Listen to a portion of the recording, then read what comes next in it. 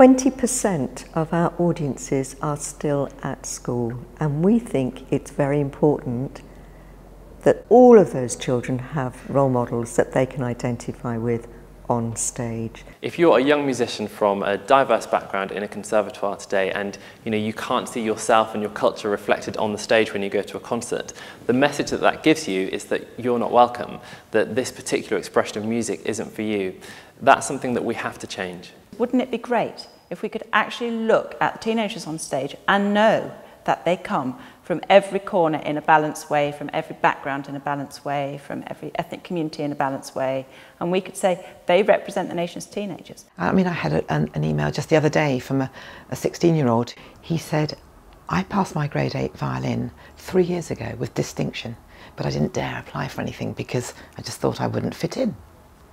And since seeing Sheku and Chineke and hearing about these things, he's applied for the NY and got in first time.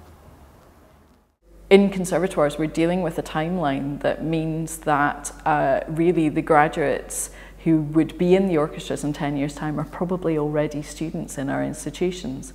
And at the moment, the percentage of diverse people in conservatoires is very small. Restrict yourself specifically to orchestral musicians, the numbers are very small indeed. One of the challenges we face is clearly around talent and the pipeline there. And of course, we can't change the entire education system in this country, but we can influence the things we can influence. We have an apprentice dancer scheme, and we also set ourselves a target. Half of our apprentices would be non-white. Thinking about the communities that we work to, the opportunity we give to children who simply would never get an opportunity to pick up a musical instrument is crucial. Thinking then about how we can take those children and start to bring the ones that want to be engaged and that have talent into our youth orchestra and our youth choir and our other ensembles, how we can support them in further tuition. This is how we can have an impact in our backyard. I'd really encourage orchestras out there to take seriously skills development for our young people. Partner with your local music education hub, get together with other local music organisations who are passionate about training and education.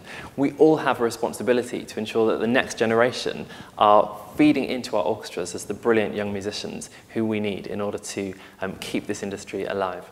Skills don't have to be developed in a boring way, it can be fun as well, but we've got to do it. Diversity isn't just about skin colour, it's about the differences that we see around us every day. In order for our orchestral sector to become truly representative, 50% of our musicians, composers, conductors need to be women. We need to make sure that we're fully reflecting the ethnic and cultural diversity of this amazing nation. We need to welcome people from LGBT and differently abled backgrounds to be part of the music that we're making. It's really important. It's not going to be easy, but I think it's something that we can do together. So don't wait for a magical solution. Try something out and see if it works and then build on it. Because I think that we are learning loads from doing the SPY programme. But we're definitely thinking better than we were, and we'll be thinking better again in 2 years' time, and in 10 years' time it's going to be incredibly polished. I mean, you've just got to get on and do something. Imagine how it must feel walking into a concert hall and seeing yourself reflected on the stage. That's where inspiration comes. Inspiration strikes at that moment when you see your own culture reflected in the musicians who are performing on the stage. And that's what we need for our young people who are considering building careers in the music industry today.